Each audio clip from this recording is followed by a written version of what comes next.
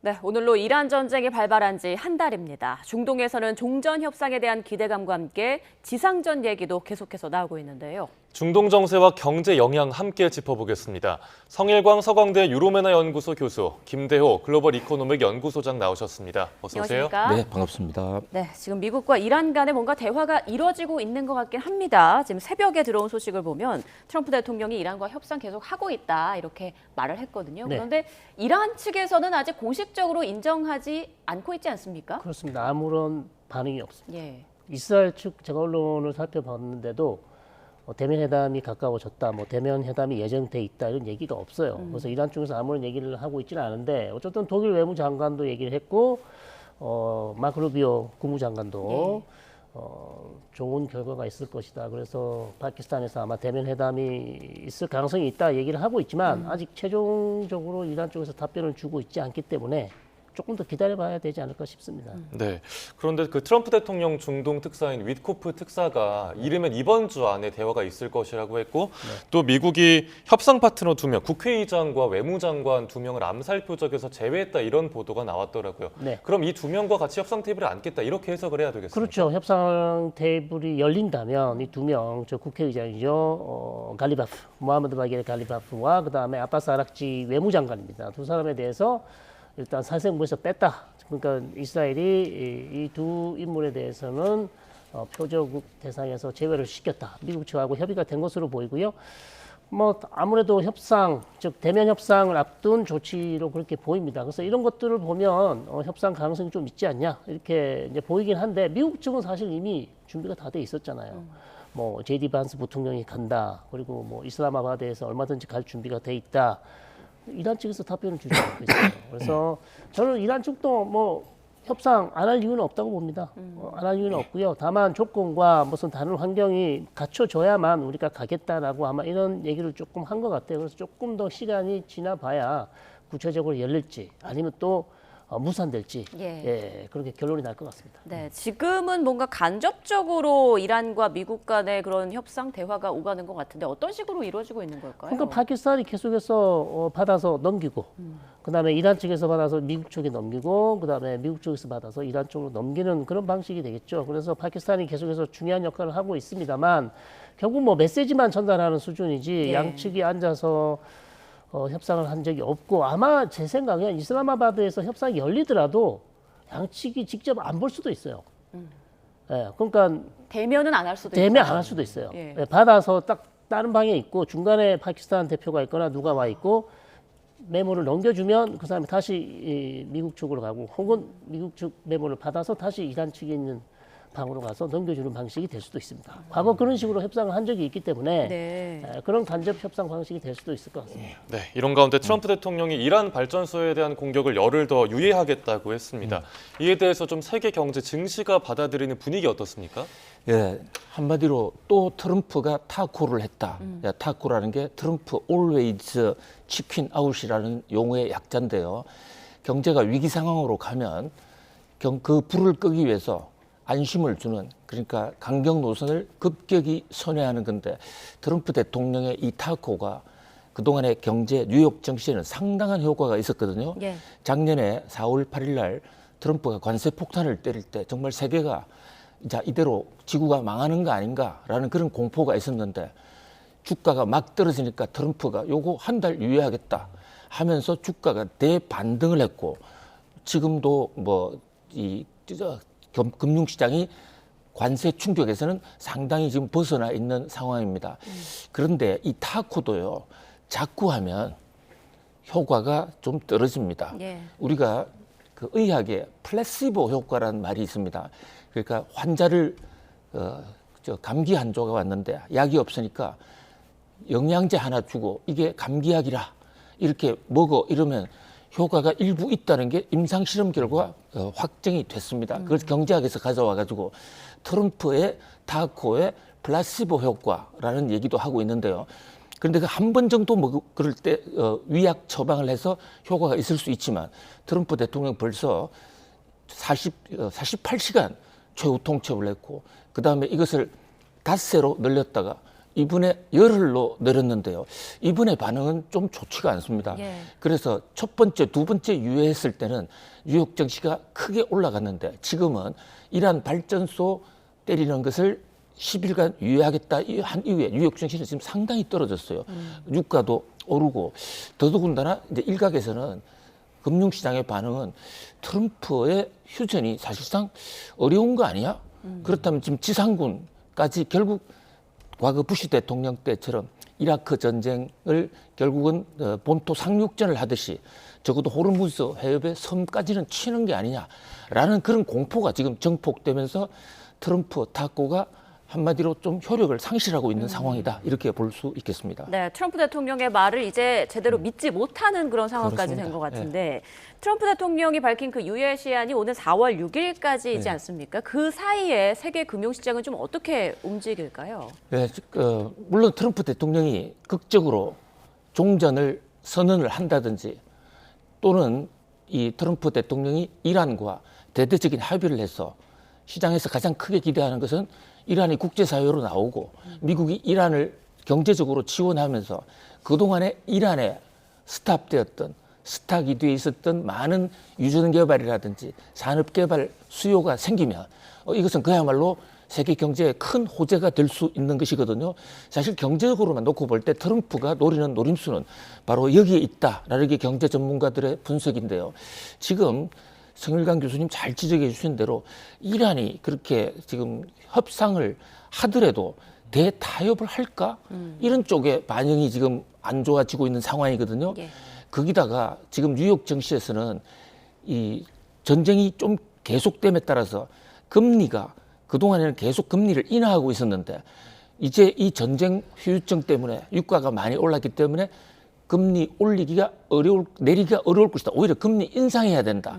이런 돌발 악재들이 금융시장 내에서 이제 경제적인 요인에서 부작용이 튀어나오면서 이번 주도 상당히 어려울, 그러니까 10일간을 일단 지켜는 보겠지만 고통 속에서 좀 피관론 쪽이 좀 더 앞서지 않느냐 그런 생각을 해봅니다. 예, 이렇게 전쟁 발발하고 하루하루 지날 때마다 변수가 계속해서 터져 나오고 있는데 그 미국이 제시한 종전안에 대해서 이란이 곧 역제안을 내놓을 것이다 이런 보도가 나왔습니다. 네. 5개의 내용 정도가 있고 그중에 뭐 암살 중단이나 침략 재발 방지 등등이 담겼는데 교수님께서는 이 내용 어떻게 평가하세요? 그렇습니다. 가장 중요한 건 뭐 다시는 미국과 이스라엘이 이란 영토를 공격하지 말아달라. 암살 중단해야 된다. 지금의 어떤 이란에 대한 공격도 즉시 중단해야 된다. 그리고 마지막에 들어간 조건이 상당히 어렵죠.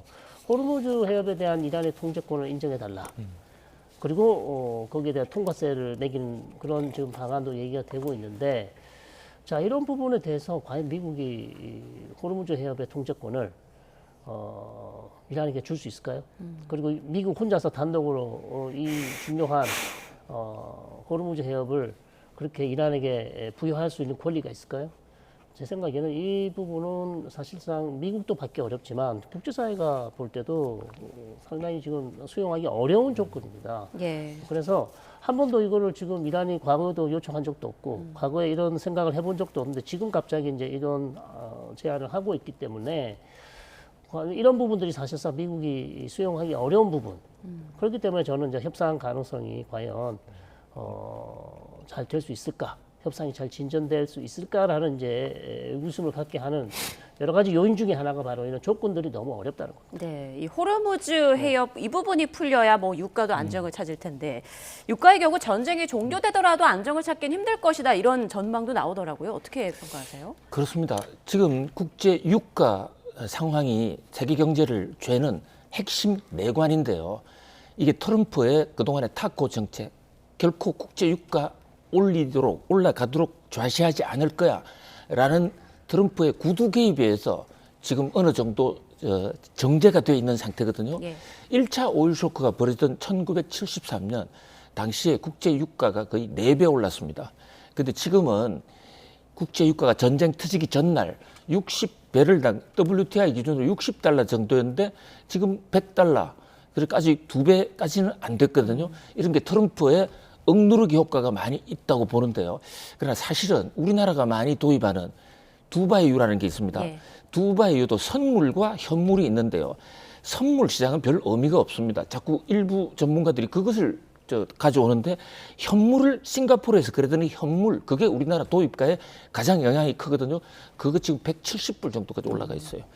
그러니까 현 상태에서 전쟁이 더 확전이 되거나 또는 더 길어지면 국제 유가는 트럼프의 억누르기 타코 효과도 이제 상실되면 그렇다면 이란이 얘기하는 대로 $200 정도까지는 훌쩍 올라갈 수도 있다. 그런데 1차 오일 쇼크 때보다도 더 지금 걱정이 되는 게요. 1차 오일 쇼크 때는 유전을 파괴해서 유가가 올라간 게 아니라 오페크 국가들이 감산 또는 카르텔을 통해서 의도적으로 가격이 올렸었는데 그때는 협상이 되느냐에 따라서 가격을 내릴 수도 있었던 거 아닙니까? 그런데 지금은 이라크가 벌써 불가항력 선언을 했죠. 많은 지역에 유전이 손상을 당하고 있는데 물론 그 손상도가 어느 정도인지 현 상황에서 우리가 지금 확인하기는 어려운데 더 파괴를 하거나 더 피해를 당한다면 이 국제 유가 상승세는 상당히 길어질 수도 있다. 그런 면에서 세계 경제에 지금 하루하루 공포가 계속 정폭되고 있다. 이렇게 볼 수가 있겠습니다. 네. 참 뭐 세계 경제가 하루하루 공포에 좀 들썩이고 있는데 이 전쟁 발발하고 계속 나왔던 얘기 중에 하나가 그래서 지상군을 투입할 것인가 말 것인가였잖아요. 네. 마크 루비오 미 국무장관이 그 지상군 투입 가능성에 대해서 좀 일축하는 발언을 했습니다. 네네. 이렇게 좀 확실하게 발언을 한 배경 어디에서 찾아야 될까요? 그래서 2주 전쟁을 더 해야 되는데 짧게는 2주, 길게는 4주 더 해야 된다. 그럼 뭐 길게 말씀드리면 한 달을 더 해야 된다는 얘기거든요. 그러니까 6에서 8주를 맞추려고요. 그렇죠. 그러니까 뭐 그렇게 돼 있는 상황이라서 마크 루비오 국무장관은 협상이 잘 될 걸로 그렇게 생각하는 거죠. 우리가 지상군을 투입하지 않아도 된다. 그리고 협상이 잘 되면 이런 시일 내에 문제가 해결될 수 있다고 얘기를 하고 있지만 이제 협상되는 중에도 전쟁은 계속 해야 되기 때문에 지금 2주, 뭐 4주 얘기를 하고 있습니다. 그래서 그렇게 보고 있는데 문제는 이제 협상이 잘 안 됐을 경우 어떻게 할 것인가. 그게 이제 지금 가장 어려운 문제로 남아 있고요. 협상이 안 된다면 트럼프 대통령이 쓸 수 있는 가용한 수단은 결국 군사 작전을 통해서 이란을 더 압박하는 거잖아요. 자, 그렇다면 지금 우리가 계속 얘기를 해왔습니다. 트럼프 대통령이 쓸 수 있는 군사 작전이라는 것은 결국 이란의 올 수출 90%를 담당하고 있는 하르그 섬 점령 혹은 봉쇄. 그래서 이란이 전혀 우리가 국제사회가 지금 원유를 수출하게 호르무즈 해협을 통해서 통과하지 못한다면 이란도 결국 하나도 수출하지 못하게 하겠다라는 게 트럼프 대통령의 작전입니다. 그래서 하르그 섬이 있고요. 나머지는 호르무즈 해협에 있는 주요 도서들을 점령을 해서 호르무즈가 지금 막혀 있는 것을 개방해 보겠다. 그러니까 호르무즈 통제권을 아예 이제 미국이 가져가겠다는 거죠. 혁명 수비대가 지금 가지고 있는 것을. 근데 이런 작전들이 너무나 어렵고 많은 사상자가 날 수 있는 그런 작전이란 말이죠. 그래서 과연 트럼프 대통령이 이제 협상이 결렬된다면 어떤 결단을 할지 우리가 뭐 예측하기는 어렵습니다만 다른 가용한 수단이 없다면 트럼프 대통령에게 남은 옵션은 그거밖에 없다는 거죠. 저는 그래서 충분히 트럼프 대통령이 이 작전을 감행할 가능성도 있다. 이렇게 보는 거죠. 지상전 가능성도 있다라고 말씀하셨는데 이란은 지금 지상전 가능성의 병력 100만 명을 모았다라고 이야기를 하고 있습니다. 이게 현실적으로 가능한 수치인가요? 이란의 인구가 9천만입니다. 그렇기 때문에 이란은 뭐 병력이 많죠. 예를 들면 혁명수비대가 엘리트군이고요. 거기서 15만에서 20만입니다. 그런데 이란은 정규군은 또 따로 있거든요. 정규군은 60만이에요. 그 다음에 정규군의 60만을 또 뒷받침하는 또 민병대 조직이 있습니다. 이 부분은 이제 바스이즈라고 하는 조직이 있는데 여기도 뭐 40에서 60. 그러니까 100만은 훌쩍 뛰어넘습니다. 그러니까 뭐 과장된 건 아니지만 이제 결사항전의 의지를 보여주기 위해서 뭐 지금 뭐 소년병들도 할 수 있다. 12세까지 지금 우리가 받아줄 수 있다. 뭐 이런 얘기까지 하고 있거든요. 그래서 아마도 이란 입장에서는 미국이 군사작전 가능성이 높아지고 자, 그러다 보니까 국민들을 단결시켜야 되고, 그러니까 우리가 얼마든지 미국의 어떤 군사작전에 대응하고, 우리 병력들은 충분히 많다는 것을 국내에도 보여줘야 되고, 또 미국에게도 보내주는 어떤 메시지라고 할 수 있겠죠. 네. 참 뭐 전쟁이 진행되는 동안 여전히 호르무즈 해협의 긴장감은 높은 상황인데 그 중국 선박이 호르무즈 해협을 통과하지 못했다는 소식이 있더라고요. 중국이 이란의 대표적인 우방국인데 어떤 배경이 있던 겁니까? 네, 지금 뉴욕 증시가 밤사이에 깜짝 놀라서 주가가 크게 떨어진 핵심 요인이 지금 앵커님 잘 지적해 주신 대로 중국 배도 호르무즈 해협에서 봉쇄당했다는 그 일보가 나오면서 뉴욕 증시가 급격히 꺾이는 그런 모습이었거든요. 자, 그동안에 중국 배는 무사 통과다 또는 위안화를 쓰면 통과시켜 주겠다 한 데 이어서 최근에는 트럼프 대통령이 이 이란으로부터 큰 선물을 받았다고 한 그 내용 중에 하나가 이란이 유엔에다가 유엔 해사기구에 통보를 해서 우리의 적대국이 아니면 호르무즈 해협은 언제든지 통과시켜 주겠다. 그래서 우리나라 대한민국 배도 통과할 수 있는 거 아니냐는 기대감이 증폭되기도 했지 않습니까? 그런데 지금 밤사이에 나온 중국의 호르무즈 중국배 차단은 그러한 움직임에 완전히 쐐기를 박는 대반전이었다 이렇게 봅니다. 사실 중국과 이란 간에도 서로 간에 좀 이견이 있어 왔었어요. 중국에서는 우리가 동맹국이고 또 중국이 이란을 계속해서 도와주기 위해서라도 중국 배는 통과시켜 달라 했는데 대해서 이란은 오케이 중국 배는 통과된다. 그까지만 서로 합의가 됐는데 자 디테일에 있었어요. 그 배가 어디를 왔다 갔다 하느냐. 그러니까 배의 선사, 선주가 어느 나라 소리냐. 이건 사실 국제 경제에서 별 의미가 없습니다. 예. 대한민국 소속이냐 캐나다 소속이냐 이것은 주식 지분을 살짝 바꾸면서도 지금 전 세계의 배가 거의 대부분 그리스 선사들이에요. 그러니까 그 선주의 국적은 별로 중요하지 않다. 그 배가 어디를 다니냐. 특히 지금 밤사이에 중국 선박 통행을 금지시킨 것은 그 UAE 등 다른 나라 원유를 싣고 나가려다가 호르무즈에서 봉쇄당한 것이거든요. 예. 이 얘기는 이란이 볼 때는 이란산 원유를 가진 중국산 배만 통과시킨다. 나머지는 안 된다라는 아주 엄중한 메시지를 발했다고 볼 수가 있는데요. 예. 또 이 과정에서 대치 상황이 굉장히 오래됐습니다. 중국 배는 안 나가고 중국 본국에도 연결하고 이게 외신을 타고 들어왔는데 그 과정에서 중국의 간곡한 부탁이 있었음에도 불구하고 이란은 안 돼. 이란산 원유 중국 배만 인정하고 나머지는 절대 안 돼. 이것을 다시 한번 강조했다. 이렇게 볼 수 있겠습니다. 그렇군요. 또 이란이 호르무즈 통행료로 거금을 벌어들인다라는 얘기가 나오고 있는데 이거 국제법상으로 문제가 없습니까? 예, 이게 오래된 이슈인데요. 예. 전쟁 전부터 이란은 이 호르무즈 해협에 통행료 내야 된다고 주장을 해왔습니다. 지금 국제법상 어떤 조항이 있냐면요.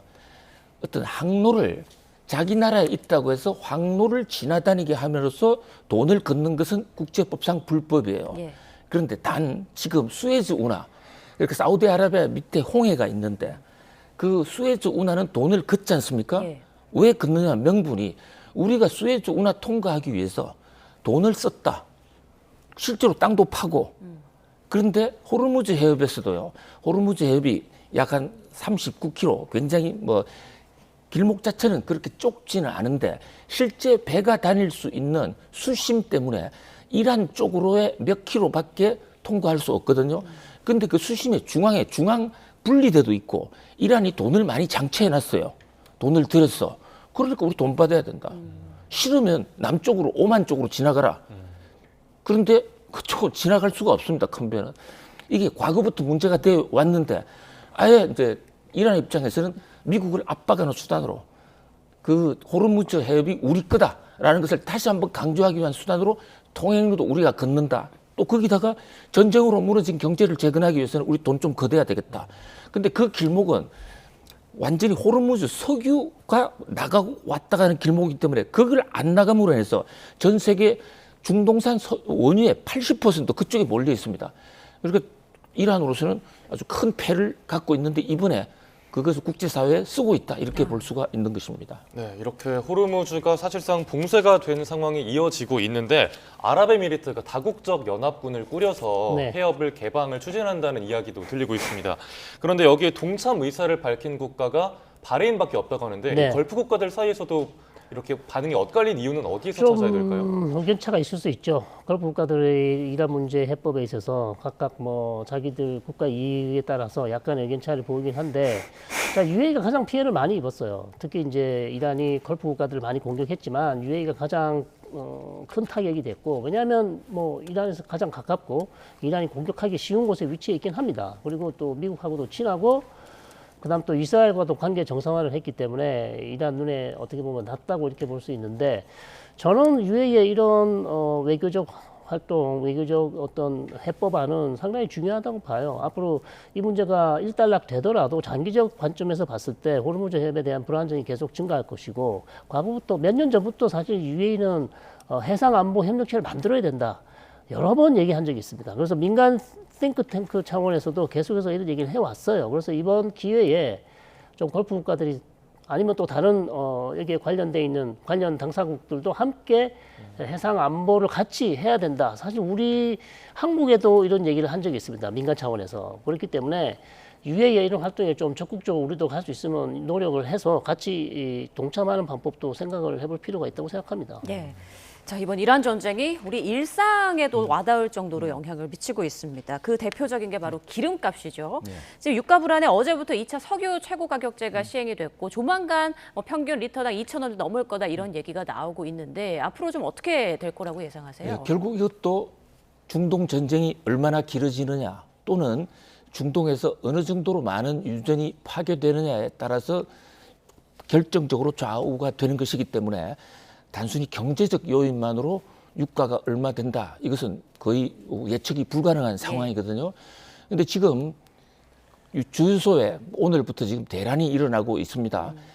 한 2주 정도까지는 국제 유가가 굉장히 높았음에도 불구하고 정부의 최고 가격 때문에 비교적 상대적으로 싼 가격에 우리가 1,800원이라든지 이런 때에 기름을 넣을 수가 있었는데요. 오늘부터는 상황이 달라졌거든요. 왜냐하면 최고 가격을 정부가 올릴 수밖에 없는 것이죠.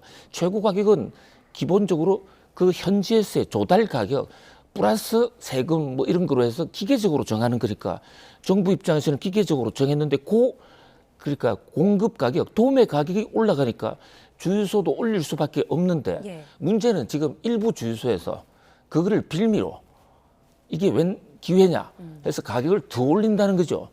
그러니까 그 정부가 올린 최고 가격 상승폭보다도 주유소에서 일반 소비자들이 닥치는 가격 상승폭은 더 클 수가 있는 것이거든요. 자, 정부는 이 대목에 대해서 지금 아침부터 지금 단속에 나섰습니다.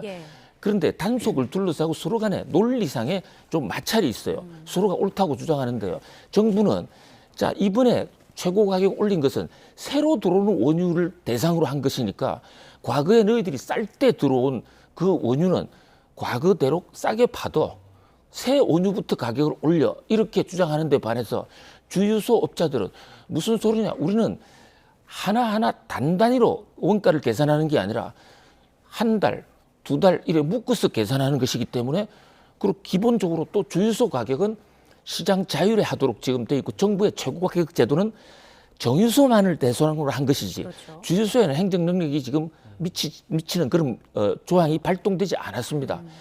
그래서 당분간 좀 혼란이 이어질 것으로 보이는데 아무리 최고 가격제를 하더라도요. 중동에서 가격이 오르면 이건 대책이 없습니다. 오히려 그 충격이 더 길어질 뿐이죠. 그래서 국내에서 가격 얼마 되냐 안 되냐 이것은 사실 마이너한 문제고 국제 유가가 어떻게 되느냐가 결국 큰 변수다 이렇게 볼 수 있습니다. 네, 기름값도 걱정인데 또 나프타 조달도 큰 문제가 되고 있잖아요. 현재 뭐 여수산단 일부 공장이 가동을 중단하기도 했고 정부는 또 수출 통제한다고 하는데 지금 상황 어떻게 진단하세요? 예, 지금 나프타가 국내에 제대로 부족하다. 이란 사태 때문에 공급이 잘 안 된다. 왜냐하면 우리가 자유진영 국가에서 중국 빼고요. 나프타 세계 제1위의 생산국입니다.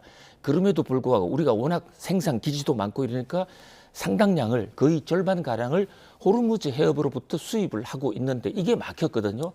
그러다 보니까 일부에서 쓰레기 종량제 봉투를 사재기를 하고 심지어 저보고도 이거 사야 되는 거 아니냐 이렇게 물어보는 분들이 많은데 뭐 장담은 제가 할 수 없습니다만은 우리나라에서 전 그럴 필요 없다. 이렇게 단정적으로 좀 말씀을 드리고 싶어요. 왜냐하면 우리나라가 나프타가 없는 게 아니라 우리나라에 들어오는 나프타의 절반가량이 외국으로 나가기 때문에 공포가 좀 있는 것이지 우리나라가 세계에서 나프타 생산도 제일 많이 하고 공급 물량도 제일 많아요. 그런데 정부가 27일부터 이미 수출 통제에 들어갔기 때문에 국내 나프타 부족 상태는 상당 부분 해소될 것이다. 다만 걱정이 되는 것은 우리가 수출하기로 이미 장기 계약이 돼 있는데 그거를 외국에 안 파니까 외국으로부터 통상 압력을 받을 수가 있고요. 예. 또 위약금 또는 배상을 물 수가 있습니다. 우리는 이것이 그 카타르가 한 것처럼 불가항력이다를 선언하고 팔지 않고 있는데 불가항력은 호르무즈가 불가항력이지 한국의 나프타가 왜 불가항력이냐 이래 반발하는 외국인 업자들도 많거든요. 예. 그 대목이 한국의 큰 변수지. 사재기는요. 그 1차 오일 쇼크 때 일본에서 사재기 파동이 일었는데 화장지 막 살리다가 사람들이 많이 죽었어요. 화장지 때문에 목숨을 잃었는데 정작 오일 쇼크 때 때문에 물건이 없어 죽은 사람은 없어요. 자, 그거 하나의 교훈이다 이거죠. 지금이라도 오늘 사재기 하려고 나가시려고 했던 분들 조금 이럴 때는 아픔을, 고통을 같이 좀 동참하면서 같이 해결해야 되지 않겠는가 그런 생각을 해봅니다. 네, 쓰레기 봉투 사재기 할 필요 없다라고 소장님께서 아주 명확하게 말씀을 해주셨습니다. 자, 중동 정세 조금 더 자세히 짚어보면 뭐 지금 협상 얘기가 나오고 있습니다만 이란에서는 누가 협상 대상자로 나올 것인지 누가 그 안에서 구심점 역할을 하고 있는지는 미지수거든요. 어떻게 평가하고 계세요? 일단 협상 대표는 이미 언론에서 여러 차례 나온 바 있습니다. 국회의장이죠. 모하마드 바겔 갈리바프라는 사람입니다. 그래서 미국 쪽에서도 이 인물에 대해서 상당히 관심을 표명하고 있고, 그다음에 이스라엘도 살생부에서 이 두 인물, 그 외무장관이죠. 아바스 아락치 외무장관, 그다음에 갈리바프 국회의장을 살생부에서 일단 뺐다. 왜냐하면 협상을 진행해야 되기 때문에 이 두 사람에 대한 탐수 작전을 중단했다고 얘기가 나오고 있고, 가장 궁금한 부분은 그러면 뒤에 있는 우리 최고 지도자 모스타바는 이 사실을 알고 있는지 결정을 하고 있는지 그 부분에 대해서 지금 상당히 이제 의문이 있습니다. 왜냐하면 최고 지도자가 한 번도 생존 신호를 보여준 적이 없기 때문에 아까도 트럼프 대통령도 최근 한 연설에서 크게 부상했을 것이다 이 얘기를 또 하고 있습니다. 그래서 아마도 최고 지도자가 이 부분에 대해서는 인지를 하고 있을 것 같고요. 갈리바프가 국회의장이고 협상 대표단이긴 하지만 최종 결정은 어쨌든 최고 지도자가 하게끔 돼 있습니다. 그래서 모든 것들이 아마 뭐 원활하지는 않겠지만 소통이 되고 있는 것 같다 이렇게 말씀드릴 수 있겠습니다. 네, 이런 중에 이스라엘은 이란의 핵시설을 계속해서 때리고 있습니다. 미국과 이란의 직접 협상 테이블을 차리는 걸 이스라엘 입장에서는 그리 달갑지는 않을 텐데 네타냐후는 어떤 입장일까요? 그렇죠. 네타냐후 총리 입장에선 이 전쟁이 조금 더 갔으면 좋겠다. 왜냐하면 자신들이 원하는 표적들을 조금 더 많이 최대한 공격하고 싶은 그런 입장일 텐데요. 최근에 이제 원전 시설을 때린 것은 중수로 원전입니다. 그래서 이것은 이제 플루토늄을 사용할 수 있는 것이기 때문에 플루토늄은 또 핵무기를 만들 수 있는 물질이기 때문에 아마 이스라엘이 공격을 했고요. 그다음에 또 옐로우 케이크라 그러죠. 예, 그것도 핵무기를 만들 수 있는 중요한 물질을 또 생산하는 그 시설도 지금 또 공격을 했습니다. 우라늄 정광이라고 합니다. 옐로우 케이크. 야즈드 산 근처에 있는 지역에 야즈드 지역에 있는 또 시설을 또 공격했어요. 그래서 이런 부분들은 이제 시간이 얼마 안 남았다는 거죠. 예. 그렇게 또 볼 수가 있어요. 왜냐하면 이제는 마무리를 지어야 될 때가 오고 있지 않나. 그래서 이스라엘이 계속해서 이란의 어떤 주요 시설들을 타격하고 있고요. 또 어찌 보면 이제 군사 시설은 거의 다 공격을 했어요. 이제 원전 시설까지 가는데 사실 이 원전 시설은 그렇게 위협적인가 논란이 있습니다. 이스라엘 입장에서는 이거 위험하다고 하지만 국제사회 입장에서는 이거 이미 미국과의 핵협상에서 상당히 많은 부분 핵무기를 만들지 못하도록 조치가 다 돼 있는 시설들인데 여기에 대해서도 공격을 하는 것은 그만큼 지금 이스라엘 입장에서는 다급하다, 절박하다 이렇게 말씀드릴 수 있겠죠. 네, 트럼프 대통령은 빨리 전쟁을 끝내고 싶어 하는 분위기죠. 11월 중간 선거를 앞두고 있기 때문인데 무엇보다 이제 미국 내 경제 상황이 트럼프로서는 굉장히 중요한 그런 상황이잖아요. 그런데 1970년대식 스태그플레이션 우려, 경고가 또 나왔던데 이건 어떤 내용인가요? 네, 지금 막 나온 보도에 따르면 루비니 닥터 둠이라는 뉴욕대 교수 불황을 예고를 잘하는 사람으로 유명한 그래서 사실은 우리는 좀 보고 싶지 않은 분이에요. 그분이 자꾸 나타나면 세계 경제가 침울해지거든요. 그래서 그분 별명이 닥터 둠입니다. 어두움, 그림자의 상징. 이 양반이 나타났어요. 그러면서 70년대식 스태그플레이션이 온다. 트럼프 대통령은 뭐 그런 것에 대해서는 내가 충분히 감당할 수 있다라고 얘기하고 있는 상황이고 한 학자의 경고이긴 하지만 만약에 이게 온다면요. 일단 결론부터 말씀드리면 스태그플레이션 때문에 세계 경제가 10년간 엄청나게 고통을 겪었고 또 스태그플레이션이 가장 무서운 점은 대책이 없다는 거예요. 현재까지 나온 경제학적 방법, 경제학이 많은 진보가 있었지만요. 물가를 잡는 방법도 있고 경기 침체를 해소하는 방법도 있지만 이것은 물가 상승과 경기 침체가 한꺼번에 오는데 그것을 동시에 잡을 방법은 지금까지의 경제학으로는 없어요. 그러면 굉장히 오랜 기간 시장의 고통을 받고 많은 사람들이 쓰러져 가야 70년대의 경우에는 10년 정도 지나서 조금씩 개선이 된 거거든요. 그런 식으로 간다면 트럼프 대통령 입장에서는 아니 중간 선거 지금 자신이 국민들에게 지지받을 수 있는 가장 큰 대목이 경제적 업적이야. 메이크 아메리카 그레이트 어게인이라는 그 미국을 위대하게 만든다는 것에도 상당 부분 미국 사람들 잘 살게 해주겠다라는 얘기인데 가뜩이나 지금 물가 올라 있지 않습니까? 관세 폭탄 때문에 물가가 아슬아슬한데 국제 유가가 진짜로 $200를 올라간 상태에서 6개월이 지난다면 저는 스태그플레이션 올 수 있다고 봅니다. 그래서 그런 면에서라도 좀 빨리 전쟁을 끝냈으면 하는데 트럼프 대통령 입장에서는 만약에 여기서 전쟁을 끝내면 한순간 속은 시원할 수 있고 유가가 내려갈 수도 있겠지만 이란이 호르무즈 해협을 계속 안 풀어주는 상태가 계속되면 결국 중장기적으로 경제가 좋아지기가 어렵지 않습니까? 예. 여기에 고민이 있지 않은가 이렇게 판단이 됩니다. 네. 알겠습니다. 두 분 말씀을 쭉 들으면서 드는 생각은 협상밖에 답이 없구나라는 그런 결론이 나오네요. 네, 지금까지 성일광 서강대 유로메다 연구소 교수 김대호 글로벌 이코노믹 연구소장과 함께했습니다. 고맙습니다.